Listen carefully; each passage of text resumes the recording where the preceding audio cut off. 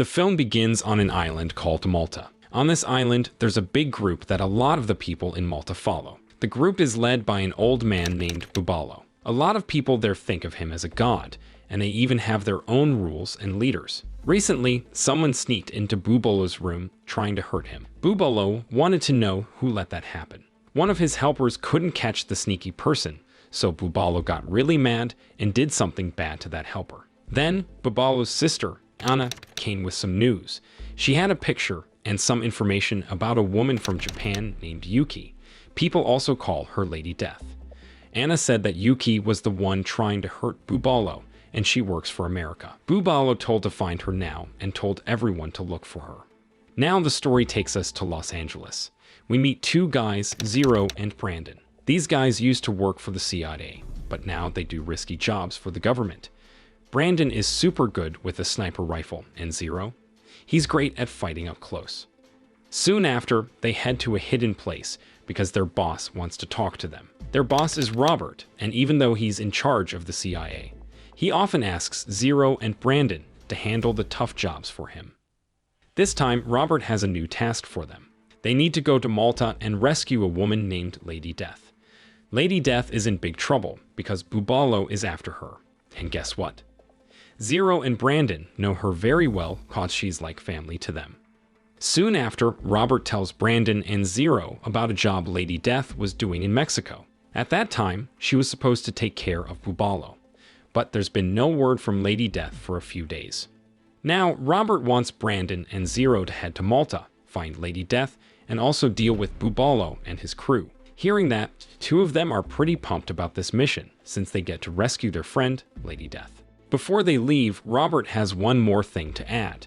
They need to take out Bubalo's 5 closest people, and Anna is one of them. If they can do that, then getting to Bubalo and finding Lady Death should be a piece of cake. So, without wasting any time, Brandon and Zero jet off to Malta. Once they land in Malta, they make their way to Bubalo's big house. Brandon sets up far away, ready to snipe, while Zero sneaks in dressed like one of the guards. Lucky for them, Bubalo is having a huge party, so Zero blends in easily. There, he quickly spots one of Bubalo's main guys, Fava, and tells him Bubalo wants to chat on the roof. Meanwhile, Brandon spots Anne outside, but he can't take the shot because she's got someone watching over her.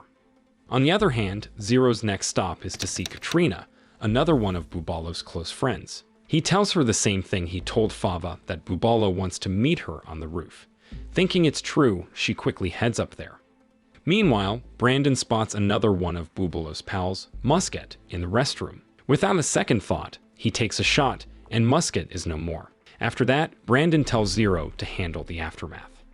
Soon after, both Fava and Katrina are up on the roof. Brandon doesn't waste time and lines up his sniper shot. With just one go, both of them are taken out. Now, there are only 2 more people left on their list. They are Anna and Dr. Zoran. Here, Brandon wanted to distract Anna's bodyguard. So he aimed his gun right at the ground where she was. While she was busy figuring out what he was doing, he quickly shot her. At the same time, Zero was sneaking up on Dr. Zoran, who was headed to the basement. But Dr. Zoran sensed him. They both faced each other, guns ready. Just when things were getting tense, Lady Death appeared and told him that Dr. Zoran's on their side.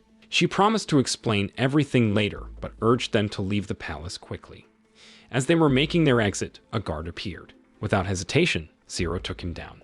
Meanwhile, Bubalo was preparing to address his fans, but before he could start, he was shot. With Bubalo out of the picture, Zero, Lady Death, Dr. Zoran, and Brandon decided to take a break. They headed to a church by the beach to relax for a bit. In the evening, Robert reached out to the 4 friends. He looked really happy because they had managed to rescue Lady Death and get rid of Bubalo and his gang. Robert told them to take it easy and fly back to America the next day. Lady Death then shared a story. She was on a secret mission from Robert to take down Bubalo. She even pretended to be an entertainer just to get close to him. But just as she was about to make her move, Anna showed up and shot Lady Death from behind multiple times. Luckily, Dr. Zoran was there. Even though he was close to Bubalo, he secretly didn't like him. So, he hid Lady Death in a room and took care of her wounds. This brave act saved her life. Hearing that, Brandon and Zero were really thankful to Dr. Zoran for saving their friend. After sharing their stories, everyone decided to get some rest. In the morning, Brandon was super surprised. Why? His Jeep was gone, and so was Dr. Zoran. Turns out Dr. Zoran wasn't just joyriding with Brandon's Jeep. He drove straight to a cafe, and guess what? He had also taken Brandon's suitcase with his laptop and some pretty big deal files. But get this, Zero was snoozing in the back of the Jeep. So when Dr. Zoran left, Zero sneakily followed him. He watched Dr. Zoran from a safe spot near the cafe. Zero quickly called his buddy, Pete. Turns out, Pete's really good with computers, like those secret agent levels of good.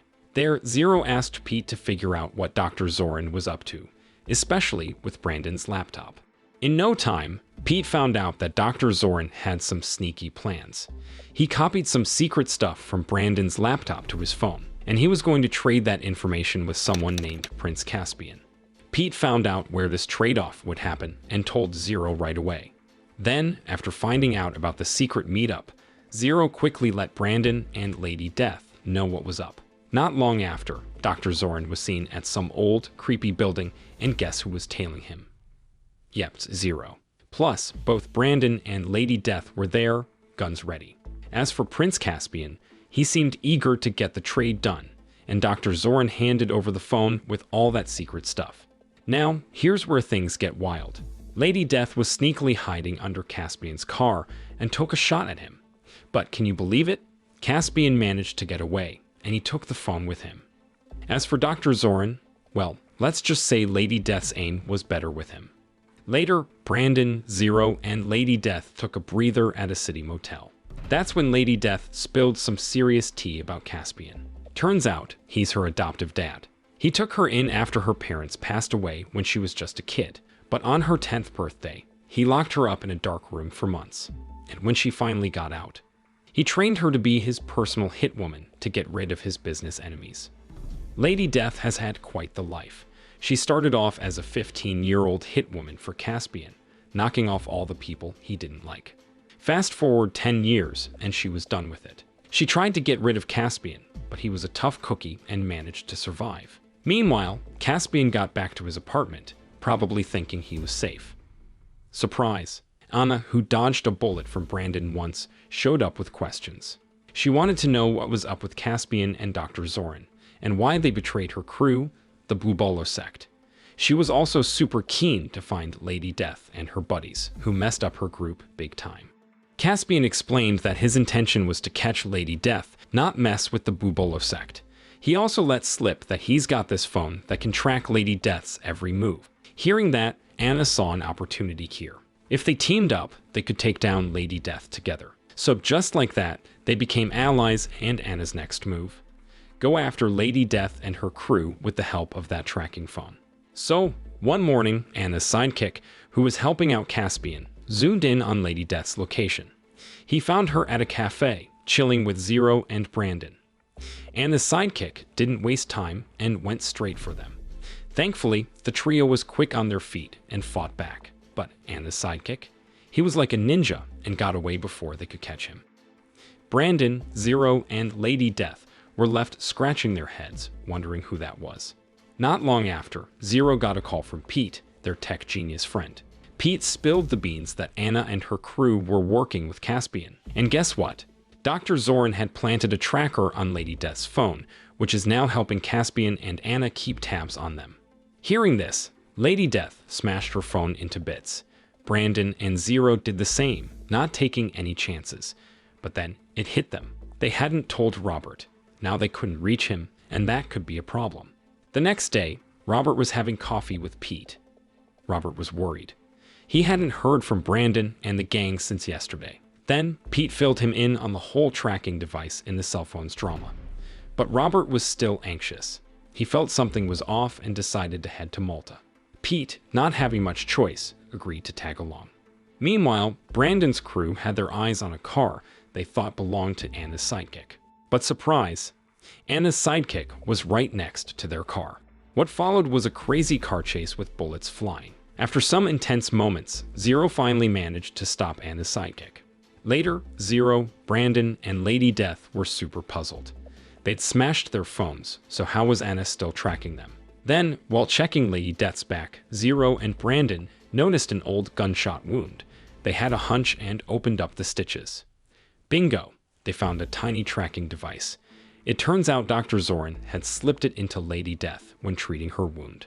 After getting rid of the sneaky tracker, Brandon cooked up a plan to set up Anna's sidekick. In no time, Anna's sidekick was at their hotel, phone in hand, following its GPS to Lady Death's room. But surprise, when he got there, no one was around. Instead, he got a nice surprise from Brandon and the gang.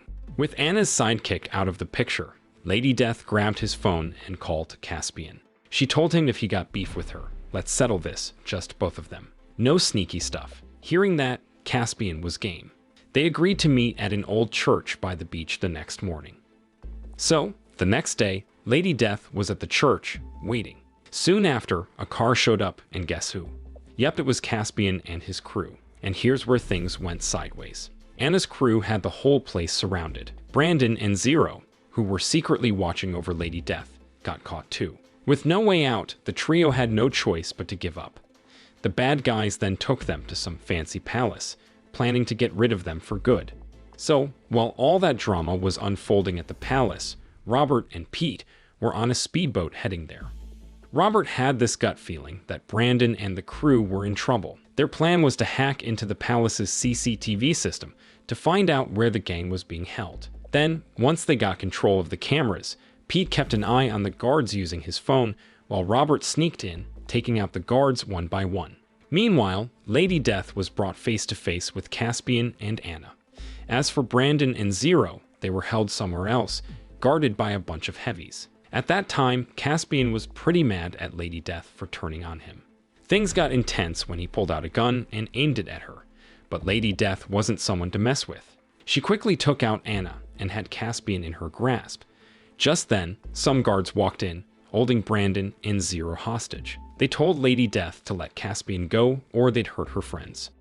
Not wanting her pals to get hurt, she let Caspian go. But just as he was making his escape, shots rang out. Who was it? Robert and Pete to the rescue. That's when all heck broke loose and a massive shootout began. So, in the thick of this crazy fight, Pete got super scared and ran to the top room, while Brandon and the crew pushed forward, taking on guard after guard. In a twist, Lady Death ended up cornered by a bunch of palace gardeners. Sounds weird, but she had to fight them off. Upstairs, Pete bumped into Caspian. And get this, Caspian's gun had no bullets left.